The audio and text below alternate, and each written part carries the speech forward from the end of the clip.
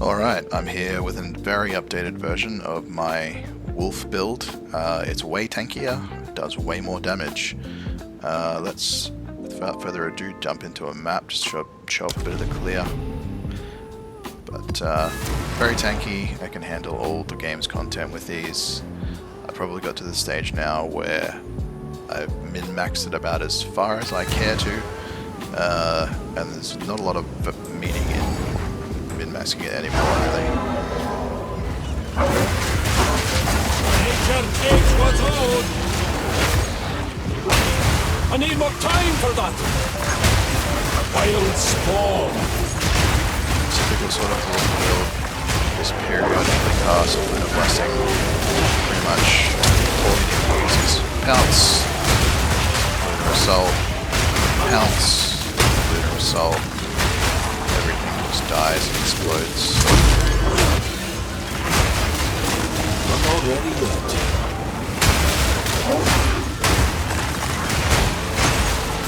I'm using a headhunter and I know people hate seeing headhunter in play videos, but I'm relying on the dexterity on the belt, so I don't have a lot of choice, but at this point they're so cheap. I think they're only about 20 divines that everyone should really have one. Don't sort of just give it yourself.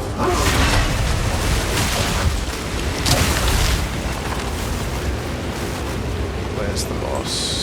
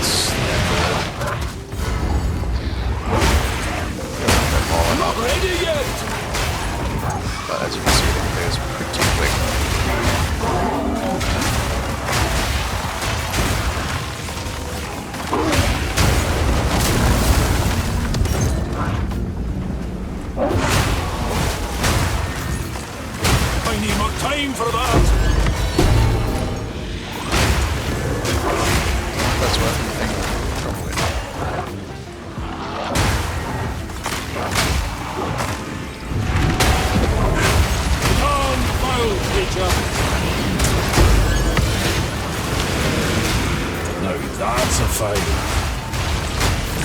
I'm not ready. Let's finish up this breach.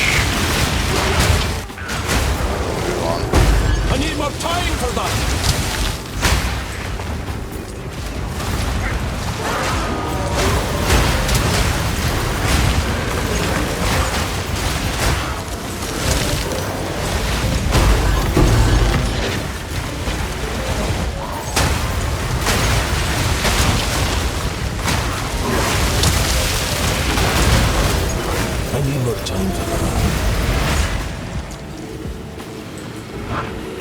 Check the other way.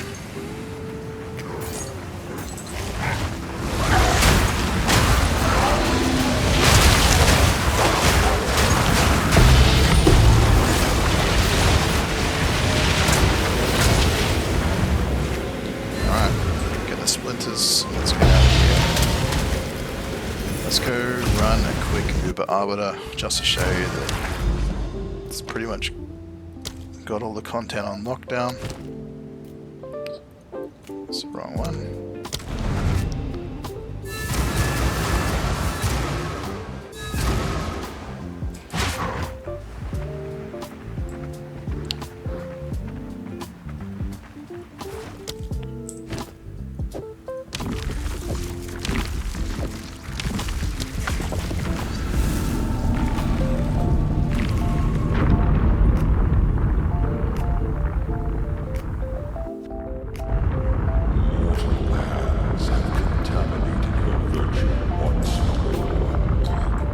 Through this, I'll jump into the build and how it works and the optimizations that I've discovered along my way.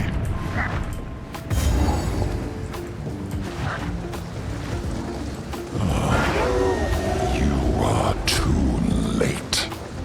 The fourth edict already burns for your world.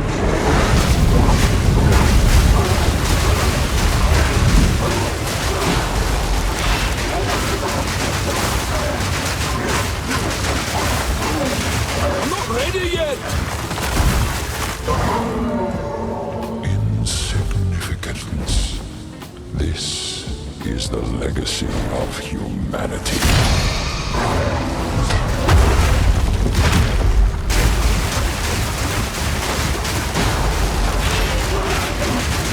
Slash until he's frozen. Finish him off. Shred. Slash. Nice. Can't carry anymore. Pretty much break even when those drop. It's not the best, but it's not the worst. Okay, let's jump into the build. So the core mechanics of it are basically that you use it like any other wolf build. You Lunar Slash until things are frozen, then you shred them to make the ice shards drop. And once they're preferably before they're unfrozen, you then cross slash to finish them off and kill them. You periodically cast Lunar Blessing for the extra cold damage, and against bosses, you like to use Savage Fury and Arctic Howl as well. I'll explain why a little bit later on, but basically Savage Fury just gives you a whole bunch of extra damage for a little, pretty much no, it would need 30 spirit, I guess, but that's about the only cost. And Arctic Howl, with the way we've set up our passive tree, has a few bonuses in that it triggers periodically. So if I press it, you can see it goes off more than once over time. And every time it goes off, it's adding critical weakness. So there's a passive over here. War Cries inflict critical weakness. Basically, it's almost like adding base crit chance to your weapon, in a way. So let's take a quick look at the passive tree. So I'm playing an Oracle Druid.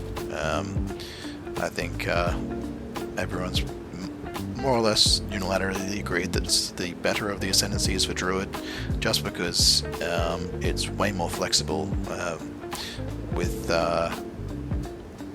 this entwined realities where you can allocate keystones within, allocate passives within radius of keystones, and that just means if I've taken this keystone, for example, Pain Attunement, I can then allocate passives anywhere in this circle, and it just means you can be incredibly efficient with your passive allocations, and you can do some pretty cool combos as well with certain gems. Pretty standard, takes some energy shield, a bit of damage. Probably one of the main things that makes us a bit different is when I switch weapon slots, you can see the green is weapon slot 2, the red is weapon slot 1. So weapon slot 1 is pretty much all my attack abilities, and weapon slot 2 is all my Warcry abilities. Lunar Blessing and Arctic Howl are both Warcries, and these Warcry passives basically that give bonuses. So they go off faster, they have faster cooldown, they inflict critical weakness, and they have increased area of effect and increased skill durations. These are all the weapon set 2 Warcries, and then the weapon set 1 are pretty much just extra damage for the most part, and there's a bunch over here as well that I also have weapon set 1 for the extra damage. I have chosen to go Chaos Inoculation, the main reason being that, well, in the current state of the game, life just really sucks. There's not any better way to say it, and Energy Shield is, you pretty much, if you want to have a high health pool, and you want to be able to take large singular hits and not get one shot, you're pretty much forced to go Energy Shield, and for this build, Chaos Inoculation is a no-brainer. The fact that it reduces your life to 1 is in some ways actually a positive. The main reason being that sources of degenerations, for example, Berserk and Savage Fury, so while Berserk is active, I'm losing 0.1% of life per rage. And because I'm sitting at max rage, which is 69, I'm taking 6.9% life degeneration per second. And when I have Savage Fury active, you lose 3% of your max life, so that's like nearly 10% of you losing your life, 10% life loss per second. If you are life-based, you need a crap ton of regeneration, and you have to end up putting regeneration on your gear, speccing into regeneration passives. Meanwhile, because I'm Chaos Inoculation, my life is 1. So to counteract that, all I need is one piece of gear that's got some regeneration on it. So this ring here, I've got some flat regen on it. This stops me from dying. So I basically got 170% life regeneration just from this one passive, because my life is 1. And if you do not have life regeneration on your gear, Berserk will kill you. So you'll go into a map. I don't think you can die in your hideout, but if the moment you go into a map, you're basically on a timer, and if you don't have any flat regen, you will eventually die. So you do need flat regen on some piece of gear somewhere. So yeah, not too much to say over here. There's extra rage, extra crit. I stack quite a bit of area effect. Area of effect just makes it feel smoother. Over here I've got every rage grants 2% spell damage, so because I'm 69 rage, that works out to be about 138 X spell damage, and I'm using Crown of Eyes, and basically increases in reduction to spell damage also apply to attack, so it ends up being a lot of damage.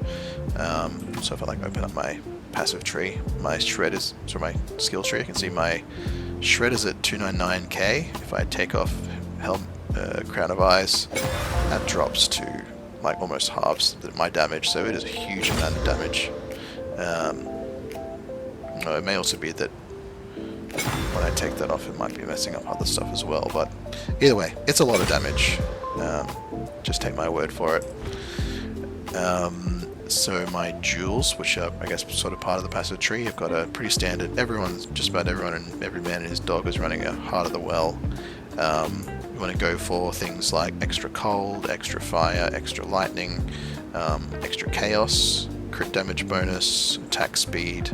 There's also another nice passive that you can get is increased attack speed while in the presence of uniques, and I think you can go up to 7%, so you can get 7% increased attack speed when in the presence of uniques.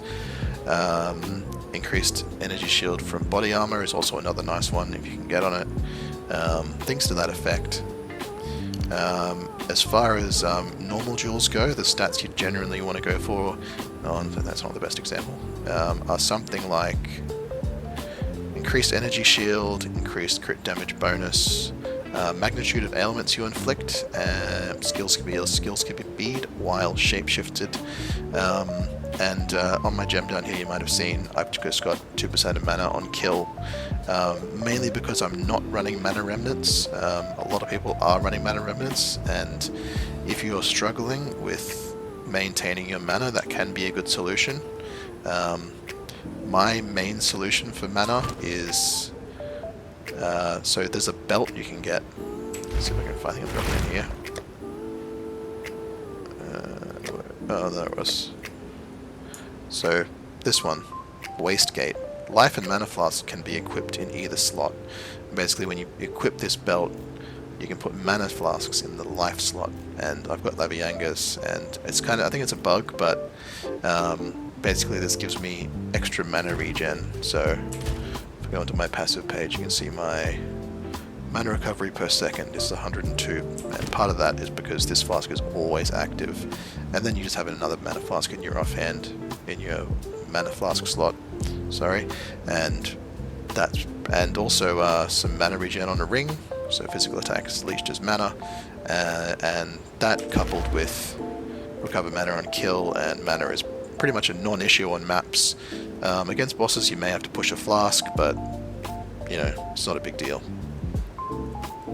Moving up here along the way, so probably a very good gem to get is Heroic Tragedy, and if you're going to grab one of these, you're going to want to get one that is Deeds by the Line of Vorana, and the reason for that is because of the keystone that gives you, and the keystone is called Black Scythe Training.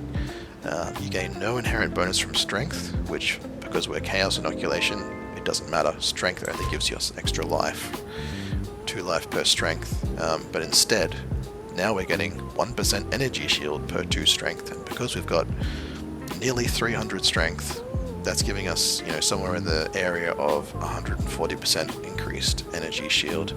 And if you don't mind spending a lot of time shopping around, there are some incredibly strong notables it can give you as well. So basically notables in range of this gem in this circle are changed over, so you can see the normal ones are changed to other things like random stuff like evasion, rating, crit chance, but I must have looked through about 30 or 40 different jewels. I think they're going for about 3 or 4 divs at the minute. If you don't mind taking time to buy and sell and look around, you can get incredibly strong ones. So this one is giving me 40% increased cold damage, 40% increased energy shield lightning resist, 40% melee damage, 40% physical damage, 40% energy shield. So that's what, 80% energy shield, 40% melee damage, 40% physical damage, cold damage as well as dexterity, which just helps with attribute requirements, and a crap ton of energy shield thanks to this passive here. So that's just like, it's incredibly good. The rest are pretty self-explanatory, pretty standard. And over here we've got Chaos and Chaos Inoculation, and allocating this, if you're life based, obviously you won't have this, and you'll probably end up, if you wanted to allocate passives in radius of this, you'd need to have I've forgotten the name of the jewel, but it allows you to allocate passives in radius of a keystone. But because there are some very strong passives in radius of this, specifically Heavy Frost. So basically,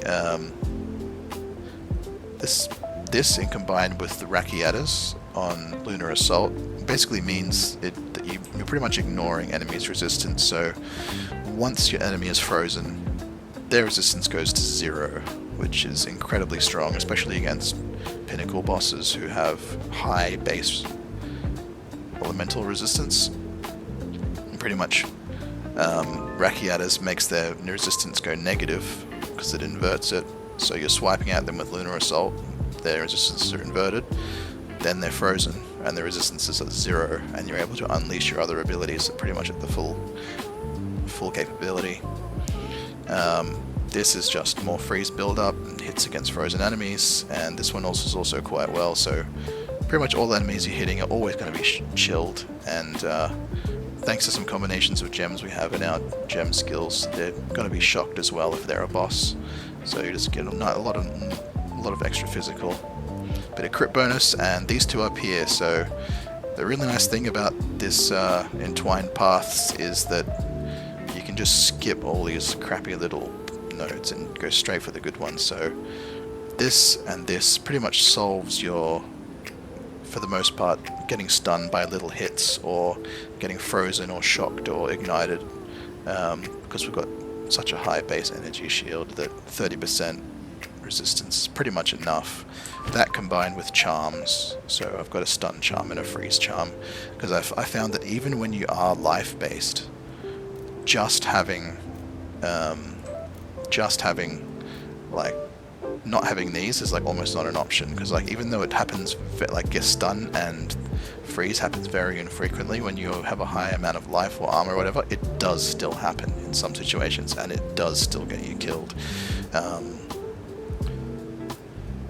Rarely, but it's just not worth taking the risk for the most part. So that's pretty much it for passives. I think I've covered just about everything.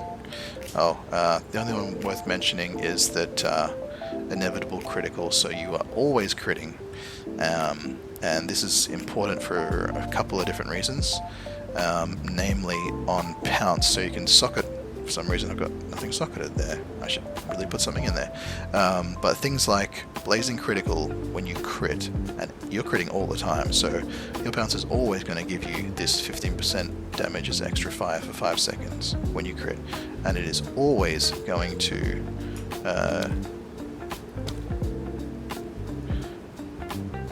there was some other effect as well, I can't remember what it was, but there are other effects. I think it was like cold exposure or something like that, like when you crit. Quickly, gems.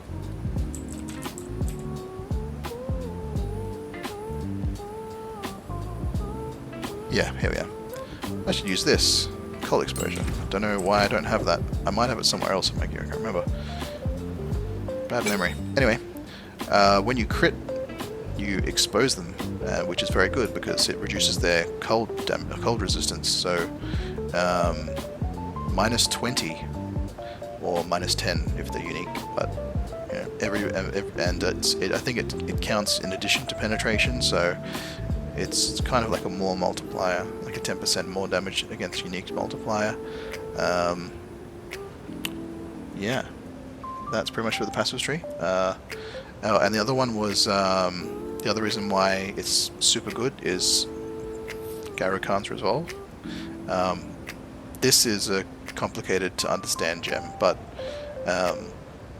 suffice to say that because we're always critting with, then it basically doubles the bonus of crit damage bonus, and because we are always critting, crit damage bonus itself is incredibly strong. So that is like a very good stat to have, which is why I've got it on like all of my normal jewels. I've got it on that one, that one, that one. It's just very strong, and you're here as well, and some down here too. Alright, skill gems and links. So Shred, got rapid attacks, Lunator's Embrace. This is an expensive one, but I'm not entirely convinced that it's necessary. I like it because I can shred people and break their armor incredibly quickly. If you watch the Arbiter fight that I just did, you'll notice his armor breaks like virtually instantly once I start shredding him, which basically means that he's got the equivalent of no armor while his armor's broken. Close Combat, Garo-Khan's Resolve, and Overextend. Garo-Khan's Resolve again is another extremely expensive one, but it practically doubles your damage, which is a bit silly really, honestly, but that's why it's so expensive. You've got Berserk. Again, the generation effect means nothing because we've got hardly any life to generate anyway. Got Utra's Exodus. It's not particularly expensive and gives a nice bonus, so basically while you've got this active, your rage effect is increased by 74%, and so when you think about it, I think every point of, if I'm not remembering correctly, I think every point of rage is 1% more melee damage, and this is doing the equivalent of not doubling your rage effect, but multiplying it by like 1.75. So if this is giving 70% more melee damage roughly, so 69 max rage, then if I multiply that by 1.75, that's giving like what? Now that's going up to like over 100. So, and you notice if I look at my DPS here, tooltip 299. If I disable Berserk, it goes to almost half of what that was. So Berserk is incredibly strong. Lunar Assault, you've got Baetaz's Vengeance. This is very strong, so when you freeze someone, as long as you're at max rage, you're going to gain 1% cold damage per rage that you had, I believe. So if I have 69 rage, I'm going to gain 69% increased cold damage when I freeze someone, which is nutty. Elemental Armament, Rapid Attacks, Deep Freeze. Early on, I would potentially, or if you don't have a Rakiatas, I'd probably use Cold Penetration, and if you're having trouble freezing people, I'll probably go with the Freezing support instead. I think it's called Freezing. Where is it? Oh, Freeze. And just more freeze build up, so don't know what my freeze build up currently is, but I don't have a lot of issue with freezing people for the most part. Even bosses. And let's keep going down the list. Lunar Blessing, Elemental Armament, Prolonged Duration, Magnified Area, Cooldown Recovery, Cold Penetration, Pounce. I've got Blazing Critical, Freezing Mark. So basically by socketing Freezing Mark, it's replacing the default effect, and the reason I like Freezing Mark is basically once I pounce someone, they get Freezing Marked, I then freeze them, and I gain 30% extra damage as cold for 10 seconds, which is very nice. And also causes more freeze build-up, and it's thus making them easier to freeze. So it's making them easier to freeze, and when you do freeze them, you get a really nice damage buff. Then I've got Mark of Siphoning. This just gives you a bit of leech while they've got the mark on, which is nice, especially against tougher bosses. Cold Exposure, a bit more damage, and Shocked Mark. So basically this triggers once your mark falls off. So you pounce on them, freezing mark them, you freeze them, which triggers Charge Mark, and what it does is, so they'll be basically they'll be frozen. What did I just do? I need to do that. They'll be frozen when Charge Mark goes off, and that just drops.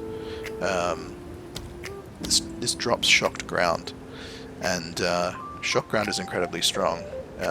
While they're in Shocked Ground, they take 20% more damage by default, but because we have stacked a lot of elemental magnitude, so you can see this passive here has got increased magnitude of non-damaging ailments. It's like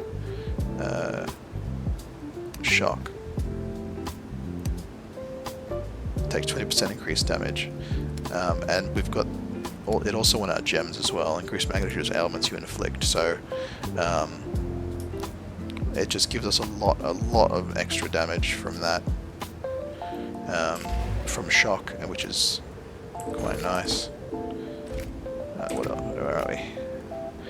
Now we've got Herald of Ice. Quite a lot of people running this setup. So an elemental armament, magnified area, armor explosion, armor break 3, and Uruk smelting. Basically, with this setup, provided you have got a decent amount of extra physical damage, and you can get some on the tree. So there's some here, some extra physical damage as extra physical damage, and damage as that's not it. Sorry, just over here. Damage to physical damage, and there's also an essence that so when you're crafting a weapon, you can get it on there as well. So I highly recommend getting a weapon that has damage as extra physical damage. Basically, adds a lot of physical damage to your Herald of Ice. As you can see, it's doing quite a lot of physical damage there. Normally, it wouldn't, obviously. I'm not going to go into the mechanics of it, but basically, it causes you to break their armor, triggering armor explosion, which is support skills triggering explosion when they fully break an enemy's armor. So the physical damage hits them, they break their armor, they explode from armor explosion, and then armor explosion can trigger Herald of Ice. So it's like a chain reaction, which is like why, rather than just shattering the mobs within the immediate swing of Lunar Assault, it sort of propagates out. In order to achieve this, though, you do need a decent amount of physical damage and a decent amount of damage in general. If you have crappy damage, then it's not worthwhile doing this setup. So if you're just starting out the build, I wouldn't recommend doing this right away. I'd do something more generic, just supports that are going to give extra damage. But once you get to the point where you have a weapon with a 30 or so extra damage as physical, then you can start looking at using that setup, and it makes clearing much more enjoyable. You just start shattering entire screens. Cross Slash, you've got Close Combat, Rage Forge, Heavy Swing, Concentrated Area, Execute 2, Savage Fury. So this is the one that gives you like a lot more damage. So you can see grants 33% more damage. It pretty much uses this exclusively on bosses, so while mapping I don't bother because it's just I don't need the extra damage. Use it against Citadel bosses, Pinnacle bosses, etc. Just makes them go down a bit easier basically. Arctic Howl, I've got Second Wind, Raging Cry, Tireless, Echoing Cry, and I put Cold Exposure on here, which I guess makes sense. I should find another link for Pounce, maybe like Eternal Mark or something. Undecided. Again, most of these gems are just a guide. You absolutely do not need to follow these exactly, but this is what I found for myself that works pretty well. The only thing I'm a bit iffy on is Wilderness Tools of Embrace. I think it may possibly not be necessary, but yeah, I digress. And Eternal Rage, I do have Diela's Desire just for the reservation multiplier, so normally this reserves 100 spirit, but with this socketed it reduces that to 90, so that gives me a nice spirit reduction. Again, if I was tight on spirit, I would probably consider just dropping Savage Fury, or I would potentially swap between Savage Fury and Herald of Ice, so Savage Fury for bosses, Herald of Ice for map clearing. Since Herald of Ice doesn't actually increase your damage, it's pretty much entirely for map clear, so So yeah, if you're doing Pinnacle bosses, just turn it off. It doesn't really do anything for you for them, really. That pretty much covers skill gems and links. So let's move on to gear. Now you'll notice my gear is pretty min-maxed, but it is entirely possible to do this build on a budget. Don't look at my gear and then go, oh my god, there's no way I can, you know, ever afford like, you know, gear like that. That's insane. I've invested quite a lot of time getting it all, but you can build something similar on a budget. So let's start with the chest. So at Series Splendor, this is one of the more expensive items in the game at the minute. If you get a really nice rolled one, but obviously it gives us a ton of really good stats. So it gives us a ton of armor, ton of energy shield, all resistances, and you want to try, if you are going to go down this path of getting it, you want to get one that has the so one of the stats it can have is 50% of skill costs converted to life. You want to have that one removed because you're Chaos Inoculation, you cannot spend life to use skills. So if you have as Splendor that has that attribute on it, you won't be able to use Chaos Inoculation. So obviously you can't have one that's got that on it. But if you do want to go budget mode, you can get cheap armors with a lot like high energy shield. So let's be greedy and say, no, how much is a 900 energy armor shield going to cost you? Unless it's the wrong thing. One divine. There you go. That's pretty cheap, and you're going to be able to get comparable energy shield to me. Obviously, you won't have as much armor, and you won't have the benefit of the other stats, like have +1 to level of skill gems, which helps increase my damage, but, you know, I think it's kind of obvious that if you haven't invested the same amount, you're not going to get the same amount out. And that's just fair. Belt, Headhunter. Everyone should be running one of these. Pretty much brain dead. Best in slot. Belt. Full stop. The only exception might be is if you're just purely doing bosses, you might want to swatch it out for something else. But mapping, it's just everyone should have one, and they're at this stage in the league, they're pretty cheap. I think. Let's look at 12 divines.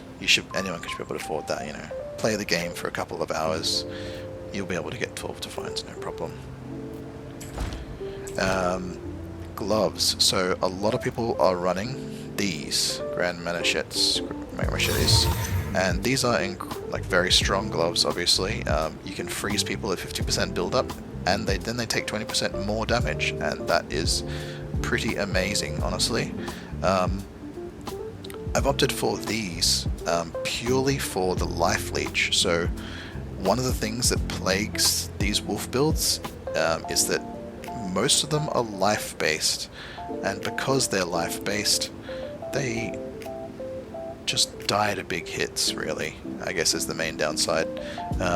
Because we've gone Chaos Inoculation and full energy shield, we don't die to big hits, because we can tank them, and because we've got these gloves, life leech is converted to energy shield leech. It basically means that with that plus the physical attack damage leached as life on my ring, I can pretty much leech back my life incredibly quickly. Shred does a ton of physical damage, so yeah, you can shred people and you'll go back to full health like within seconds. Couple that with, you know, when you're out of combat, energy shield recharges incredibly quickly, way more quickly than life does. So you can see my energy recharge per second is 1300 per second. I do have to be out of combat for a significant time, and I haven't invested in any nodes that give, like, say, faster energy shield recovery per second, but like this one, so faster start of energy shield recharge rate. But because I'm wearing these gloves, I don't have to. I've got leech, and leech is very strong. Couple that with fast metabolism. So life leech effects are not removed when unreserved life is filled. So that basically just means normally when you're leeching and you reach full life, all leech effects disappear. So when you're leeching, you're regaining health or energy shield per second based on you're attacking, And but once that fills up to full, any of those regeneration effects disappear.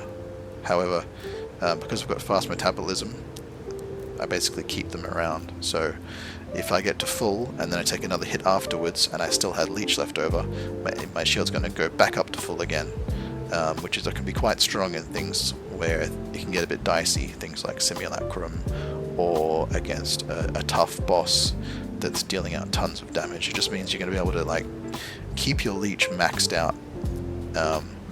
Alternatively, if fast metabolism is too expensive for you, it is pretty expensive on the essences required. What do you call it? I'm not sure. These instillments required. You can go something else like Overwhelming Strike for some extra damage. This is very cheap, and it's also very strong. Crit chance, crit bonus.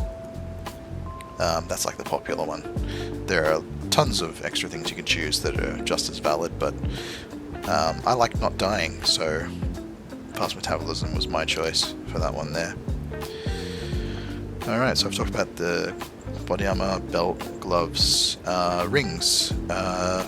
Stats you want to go for me, obviously this is where you also help fix your resistances, so I get quite a bit of resistance from my chest, and also my rings. Other stats you want to get, for me, because I'm not using mana remnants, I like to get something with max mana just to increase my mana pool. It just makes it easier too. So when I'm leeching back on mana, because my abilities cost quite a lot of mana, so Lunar Assault's like 195, that's like a fifth of my mana pool. I like to have a bit of extra mana. I've got extra mana on both my rings there, it's just help me out. Extra physical damage is probably the main one you want to have. You can get other elemental damage bonuses, but they're less impactful, just because of the way damage scaling works. Rarity, if you can fit it, but absolutely not required to have rarity unless you're like min-maxing or just want a lot of rarity on your gear. Leech, so you want to get life leech and mana leech on your rings. You can get a ring that has both on there, potentially. Yeah, and just general resists. Amulet, so the big stat you want on here is enough spirit. So you basically want enough spirit on your gear to be able to use your passive. So the breakpoints are probably somewhere between 150 and 190. I'm able to go a bit under that by using the Diala's Desire, as I mentioned before, which basically just lessens my spirit need slightly. To do that, I've got about 60 extra spirit on my amulet, and I have a nice enchanted spirit on my helmet. The other main thing stats you want to go for is plus melee skills. This increases your damage a lot. Extra energy shield, global defenses is quite nice. If I was min-maxing, I would also want to have like crit damage bonus and crit hit chance. This is about the best I could afford. Plus all attributes is nice but not necessary, and rarity is nice again but not necessary. I would like a better amulet than this, but this is pretty good, honestly. Boots. So this is pretty much, you want to have as much movement speed as you can get. High energy shields and resistances. These boots that I've managed to get have got pretty insane resistances just because they've got the fire, cold and lightning, and then also enchanted with fire. So super resist boots, which is quite nice. But if you can't get super resist boots, you can always drop the rarity on rings, get some more resists there. Yeah. Or you can even get like all resistances on your amulet. It's also also not a bad stat as well. Weapon, so this is a pretty big one. You can craft spiny talisman weapons similar to this fairly deterministically and fairly cheaply. If you go to buy them straight off the market, it's going to cost you an arm and a leg. It's going to be like several, like if you want one like this one that I've got, it's going to be run you somewhere like 300 divines, which is probably out of a lot of people's price range, but you can craft one very cheaply. I won't go into details, but go look up Ronarray, that's Ronarray. He has a great guide for crafting talismans, and it's very cheap, and you'll be able to get one that's similar to this. Probably not as high damage, but it will have the same kind of stats, fizz damage. The main things that you want to get on it are mostly from essences, so this extra 30% of damage, that's from an essence. +5 to level all attack skills, that's from an essence. This increased attack speed is a desecrated modifier that you can guarantee. And again, this chance to gain onslaught on killing hits, that's an essence. So really the only two stats that you need to roll on it are increased physical and adds physical damage, and then you're pretty much golden. What about that's done that? And finally, the last item, the Crown of Eyes. So the main reason for going for this one is literally just for the damage.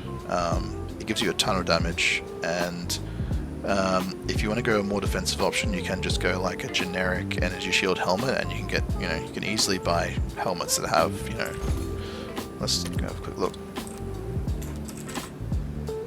You can buy helmets that have tons of energy shield for cheap. How much is a 500 energy shield helmet going to cost me? 1 divine. There you go.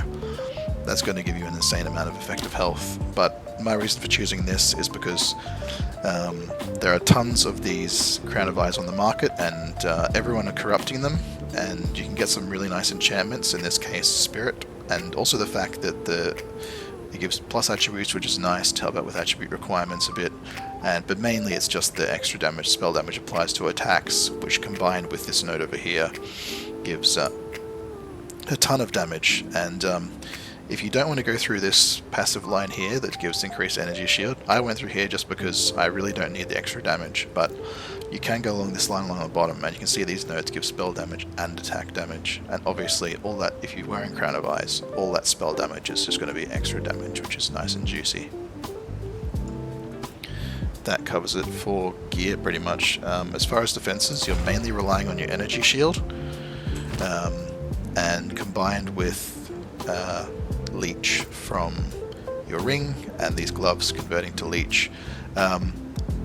I thought I would really miss wearing these gloves, and I do miss it a little bit, but when you get to the point where I am and you're doing like fairly crazy damage, you don't miss the 50% freeze so much, and the 20% more damage. You really want to survive more than anything, and these gloves allow you to do it. There are a lot floating around, and you can get some really nice enchants on these, so if you're rich, one of the really nice enchants you can get is +1 to all melee skills. The other one that's pretty nice is Cold Penetration. As far as enchants on belts go, increased energy shield is nice, and increased armor is okay. These are probably the two best ones. This one's twice corrupted, and it's got both, and I got it for pretty cheap, which is quite lucky. Yeah, helmet, enchant, spirit all the way. And as far as socketing things go, putting extra percentage energy shield in a helmet that's only got 169 energy shield really doesn't do a whole lot. I really like the utility of the extra area of effect. 16 area of effect is quite a lot. So, if you do switch to a generic ancestral tiara that's got, like maybe 1 socket, 2 if you're lucky. If you drop these runes, these iron runes, then you do lose a lot of energy shield, and obviously you don't get the bonus of having all the extra area. Again, I'll stress that extra area really helps with mapping and making things feel smooth and like clearing the screen effectively. Yeah, you want area. Area is good. And I've got an alright amount of armor, 7k armor. Generally armor doesn't do a whole lot unless you're stacking a ton of it, but it's nice to have. A tiny amount of elemental damage is reduced, but again, 10k energy shield is generally sufficient for defenses. I think I've covered just about everything. If you have any questions or have missed anything... Oh, last thing, charms. I'll just mention this quickly. I've got one of these wolf charms. These are insanely expensive as well. I think about 500 divines or so. This is completely not required for the build, but it's just a nice to have. Pretty much the main benefit of this is it's just for mapping, and when you kill a unique, you gain a bit of movement speed and a bit of attack speed. I think it's like 10% movement speed and 20% attack speed, or 30% attack speed. I just like the movement speed, really. I can run through the map quicker, and same with so one of the socketed soul cores in the armor, because this armor treats socketed soul cores as it was also boots. You can get this Guadalajara's thesis. When you're sprinting, you move 20% faster than you normally would. You lose 5% of your maximum life per second while sprinting though, but again, because we're Chaos Inoculation and we've only got 1 life, the flat regen on this ring completely nullifies any degeneration, any life degeneration, so it's just like free movement speed, and you can zoom a lot faster when you're sprinting around the place. You can't really notice it too much, but if I take off my body armor, you'll see like the movement speed goes down by quite a lot, so 60%, 104, and if I got armor off, it's only 85. Anyway, yeah, I think that covers everything. Any comments or questions, etc., leave a comment in the channel and I'll try and answer it. Peace.